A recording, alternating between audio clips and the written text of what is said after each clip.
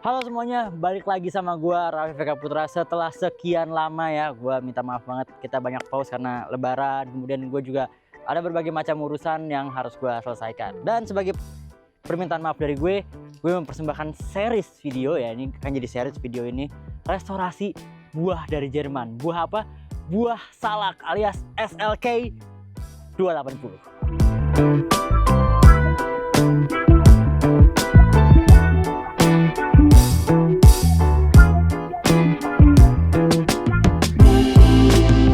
Ya kemarin tuh waktu lebaran gue sempat berpikir ya, gue pengen do something different selain review mobil. Apa ya kira-kira, karena gue nggak bosan sih, gue selalu senang review mobil ya, tapi gue pengen coba something new. Dan gue kebetulan juga lagi ada appetite buat ya beli mobil baru, dan akhirnya gue putuskan untuk membeli SLK ini berangkat dari gue nyoba mobil temen gue. Jadi waktu itu ceritanya gue nyoba Miata ya, dan ya wah, itu mobil yang enak gitu ya. Dan tapi gue berpikir identitas gue sebagai mobil Mercy itu hilang gitu. Akhirnya gue putusan why not gue nyari SLK. Awalnya gue cari SLK 200, terus gue berpikir kayak kalau gue bisa dapat SLK 300 ya, atau SLK 280 yang sama kayak C-Class gue, kayaknya asik nih.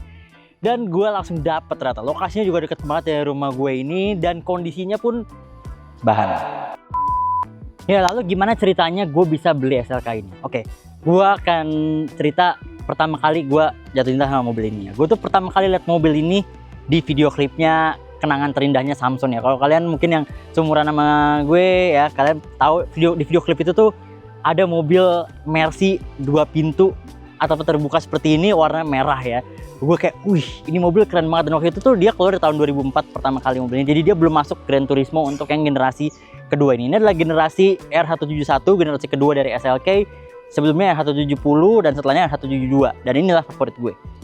Setelah gue lihat dari video klip Kenangan Terindah itu ya, gue sempat melupakan mobil ini gitu ya. Tapi kemudian gue melihat sesosok SLR gitu ya. Ini tuh keluar sebenarnya setelah SLR, tapi waktu itu karena kita masih kecil, gue belum tahu ada nama mobil SLR gitu ya. Terus gue main waktu itu kalau nggak salah Need for Speed Carbon apa itu Gran Turismo ya, gue lupa.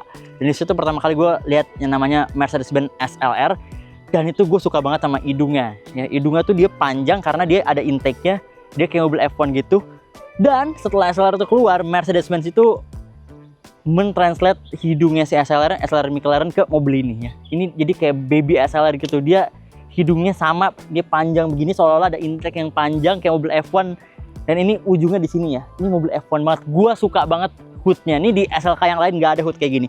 Bahkan di SL pun hoodnya nggak kayak gini ya. Only di SLK 171 yang dia kayak gini desainnya. Dan gue suka banget.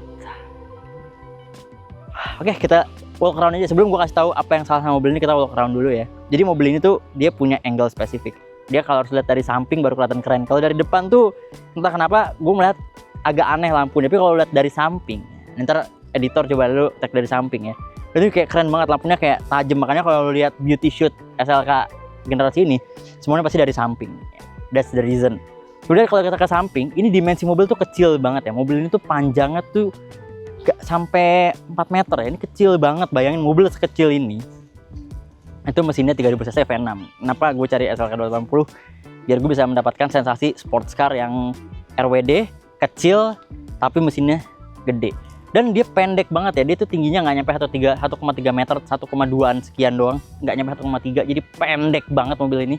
Tapi sebenarnya ground clearance-nya masih banyak. Jadi kalau lu mau bikin dia lebih sporty lagi nih, apalagi dia nggak pakai ini ya, nggak pakai adaptive suspension, lo bisa banget pendekin mobil ini ya, sekitar 1 jari atau 2 jari, dan lo akan dapat looks yang wah menurut gue oke banget. Jadi gue masih pertimbangan tuh mau gue pendekin apa enggak nih mobil, tapi untuk restorasi ini gue kayaknya bakal balikin dulu seperti semula. Kemudian atapnya tuh tersimpan rapi di sini, dan keuntungan dia dibandingkan Miata ya. Jadi sebelum gue beli mobil ini tuh sebenarnya gue try Miata dulu, dan itu yang trigger gue buat cari SLK. Tapi gue nggak mau branding Mercy gue hilang, that's why gue pilih SLK. Dan gue specifically mau beli 280 biar sinkron sama mobil gue. Jadi gue sekarang koleksi 2 mesin yang sangat ditakuti oleh anak-anak Mercy, M272. Oke, balik lagi ke sini. Dia tuh atapnya fully automated, disebut Vario Roof sama Mercedes-Benz ya. Dia cukup 1 tombol, meskipun harus lo tahan ya. Dan harus tahan, dia akan secara otomatis menutup dan membuka mobil ini tanpa perlu ada latch yang lo mainin gitu ya. Tapi memang dia nggak bisa sambil jalan pelan gitu ya, 5 kilo 10 kilo nggak bisa. Lo benar-benar harus stationary dan lo butuh waktu sekitar 20 detikan 22-23 buat membuka mobil ini. Tapi kalau once lu buka, ini mobil ganteng banget boy, asli. Dan kita balik ke belakang, ini bagasinya dia ada ductile, ini ductile tambahan ya. Jadi dia kelihatan lebih sporty, nggak terlalu culun. Dan bagasinya nih kalau ada atap dia segini, ini udah ada separatornya supaya barang lu nggak ganggu atap. Tapi ini bagasinya agak berat ya, ntar gue bahas di kekurangannya deh.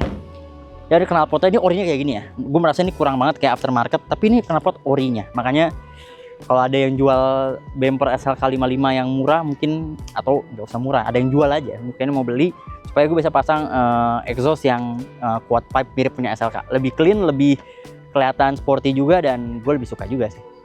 Nah, sekarang sebelum gue jelasin kekurangan mobil ini, kita coba dulu yuk atapnya kayak gimana ya, berapa detik. Gue pengen tahu sih atapnya masih berapa detik, karena ini mobil udah 2009, sekarang udah berapa tahun berarti bro? Sekarang udah 16 tahun ya. Berapa detik yang dibutuhkan buat tutup dan buka atap mobil ini? Let's go. Oke, kita mulai ya. 1, 2, 3.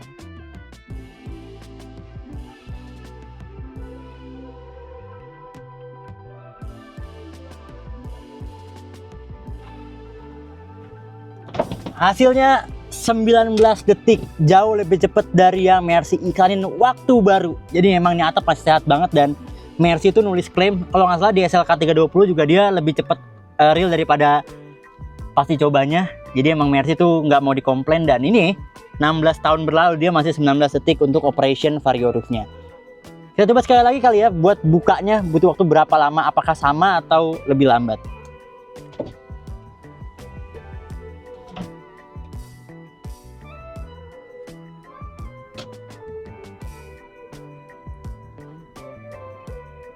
Oke, sekarang kita akan coba 1, 2, 3.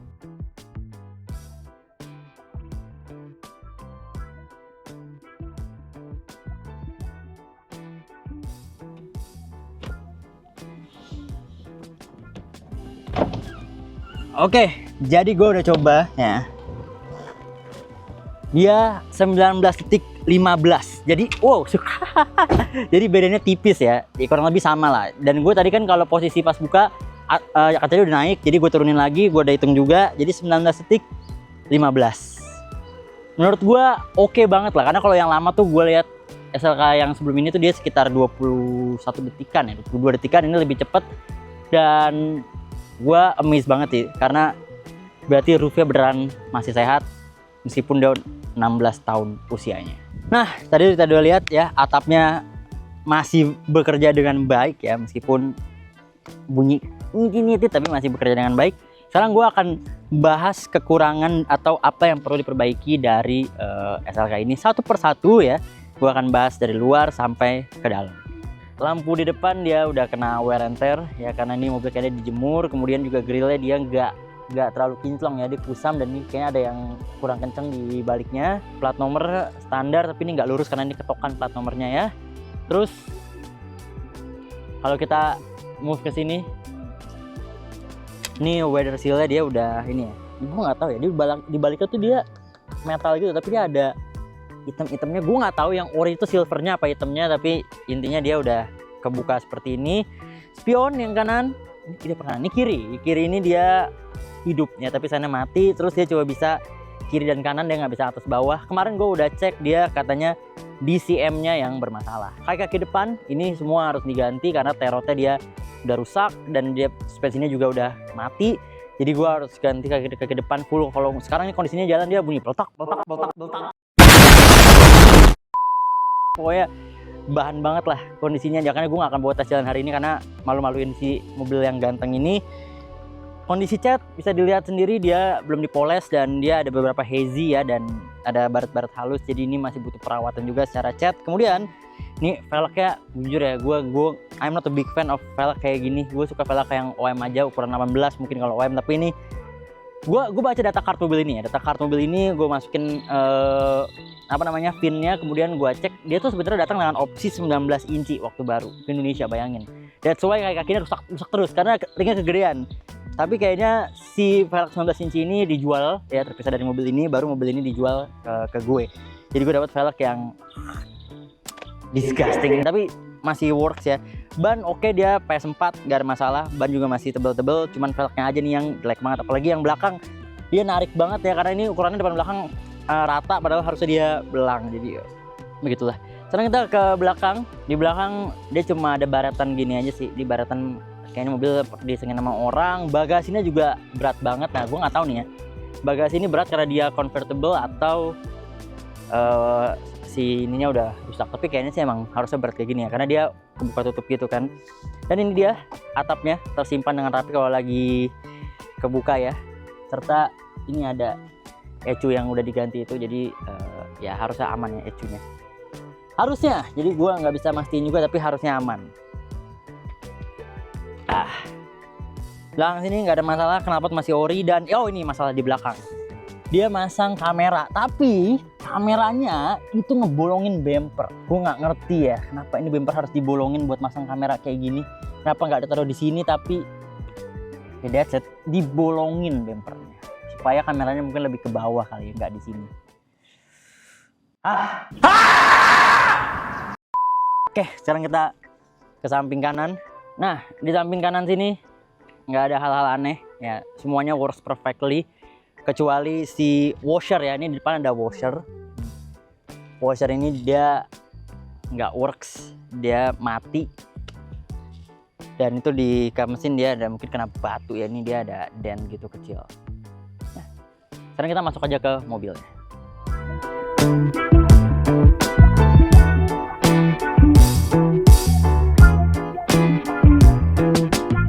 Oke, di dalamnya ini mobil sebenarnya kondisinya masih cukup oke ya. Dia terlihat sering dibuka dari sini ya. Ini udah pada kebuka melar gini plastiknya.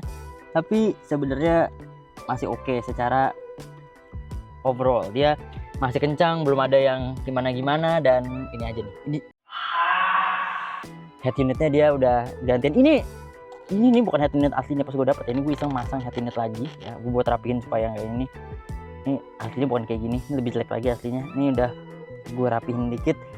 Audionya ini entah kenapa yang depan tuh jadi warna kuning ya, udah bukan Harman Kardon lagi. Aslinya tuh dia warna silver, ini cuma satu, harusnya ada dua, bass sama vokal gitu, dan ini cuma ada kuning satu. Tapi fortunately gue juga udah cek selain dua depan ini, gue udah cek Twitternya, midnya, kemudian yang belakangnya dan yang kanan kiri samping itu masih ori semua. PR gue cuma mencari head unit orinya dan cari si speaker yang orinya juga dua, tapi itu nggak murah, itu lumayan mahal.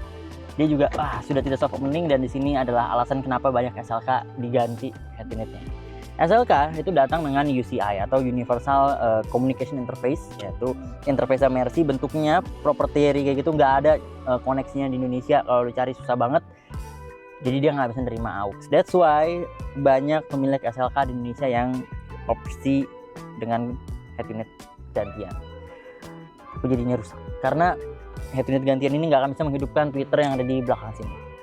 That's why gue benci banget. Tapi gue ngerti kenapa orang ganti-ganti. Tapi kalau gue punya SLK dari baru, gue akan cari UCI konektornya keluar, eBay, gue ship ke Indonesia, dan gue pakai AUX-nya aja. Jadi, well, ini mobil yang gaya dan banyak dipakai cewek juga buat bergaya. Jadi gue not surprised lah kalau kondisinya seperti ini. Ini masih bisa dibuka meskipun dia keras banget ya. Yang ini adalah cup holder yang gak akan pernah gue pakai karena posisinya sangat dangerous, ada di atas sini, rawan kena AC, rawan kena tombol, rawan kena head unit ya. Jadi ini kita simpen aja, dan gue selalu bilang kalau di mobil ini nggak usah bawa mini. Ini juga, ini kan harusnya bisa dibuka, tapi ini di mobil ini dia kunci karena emang aslinya tuh dia bisa ngunci. Jadi kalau mobilnya lo kunci, dia bakal ngunci. Tapi di mobil ini udah stuck, dia udah ngunci terus. Nggak akan gue buka paksa sih karena gue takut jadi copot. Jadi gue bakal bawa ke Mercy-nya buat ini minta dibuka. Jadi sementara gue coba bisa pakai storage yang ada di sini aja. Dan ini kecil banget tapi lumayan lah. At least ada storage yang tersembunyi ya. Selain ini, setir, nah ini dia karena dia adalah SLK yang facelift ya, jadi dia setirnya juga agak beda sama yang pre-facelift. Dia juga audionya ini aslinya beda sama yang pre-facelift. Dia sudah digital dan ini kilometernya dia ada di angka 49.245. Ini udah gue pakai sekitar 300 kilo. Gue seneng banget pakai mobil ini. Ya, jadi mobil ini emang sangat fun buat dipakai meskipun kondisinya bahkan belum fresh ya. Jadi gue udah pakai 300 kilo untuk mencari semua penyakitnya. Dan hopefully gue udah menemukan semua penyakitnya kecuali ini mesin. Kita buka deh mesinnya sekarang.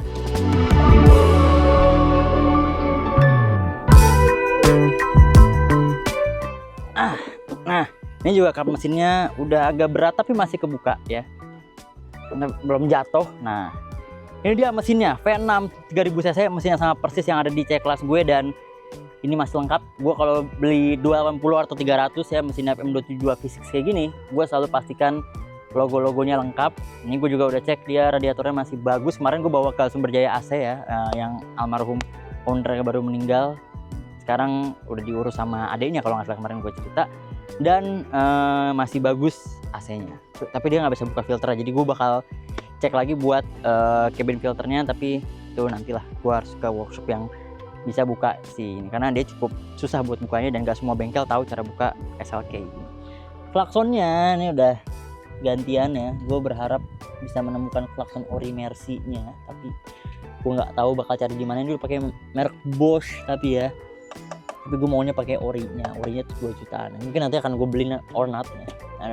I still don't know. Ini kalau kalian bilang ini bolong bang hilang, nah gue udah cek ya, gue nggak tahu ya. Tapi hampir semua SLK bolong kayak gini karena dia emang air intake-nya kayaknya. Itu ya ke bawah, gue nggak tahu ya. Nih larinya kemana nih? Ini harus ada cover apa enggak ya? Gue nggak tahu. Gue nggak ngerti juntrungan ini gimana. Tapi ini kalau hujan tuh agak ngeri ya. Nah gue nggak ngerti ya. Tapi gue udah lihat di beberapa SLK emang udah bolong begini. Kalau lo tahu better ya, if you know better, please let me know. Ini harus gue apain karena jujur aja I don't know what to do with this, tapi gue merasa this is not supposed to be, kan ada bolong-bolong ini. Harusnya kayak gitu kan, cuma ya entahlah. Apalagi bawahnya aki nih ya. Ini juga akinya pakai Yuasa ya, jadi akinya bukan merek yang bagus-bagus amat, tapi oke. Sisanya gue cek no volts ya, udah di scan juga no volts. Oh kecuali si mesinnya, si intake-nya tuh ada yang namanya isu yang cukup common ya, tumbler ya, tumbler flap. Jadi dia buat buka intake kayak gitu dan ini udah bermasalah, jadi agak boros mobilnya. That's it ya, semoga bisa direparasi. Kalau bisa direparasi nggak mahal. Kalau harus ganti intake, kayaknya bakal gue tuker sama intake di C-Class saya deh. Nah sebagai penanda kalau kita udah mulai proyeknya, gue akan buka ini nih. Masih ada satu plastik yang belum kebuka. Meskipun kalau gue buka bakal jelek banget nih, gue tahu nih karena kotor, tapi nggak apa-apa. Dengan ini gue mulai project salak di Quattro Indonesia. Wah nggak terlalu not bad lah. Wah, oke perlahan. Oke, mulai ketarik trimnya. Ada sisa biru ya, tapi ini masih bagus banget. Dan ini dia. Ini masih bisa. Wih. Ya, dengan ini kita mulai project salak. Jangan lupa like video ini, subscribe kalau belum subscribe, dan nyalain loncengnya biar kalian bisa tahu updatean selanjutnya dari project salak ini. Komentarnya seperti biasa yang berbudiman. Komen nih kalian mau diapain mobilnya, kalian punya saran atau menurut kalian bang itu mobilnya gini atau bang gini atau lo ada saran bengkel gue buat benerin mobil gue, komen ya di bawah, gue akan lihat. Dan kalau alasan lo bagus atau saran lo bagus atau bengkel lo bagus, pasti gue akan datengin. So stay tune ya, sampai ketemu di video kita selanjutnya. Dadah.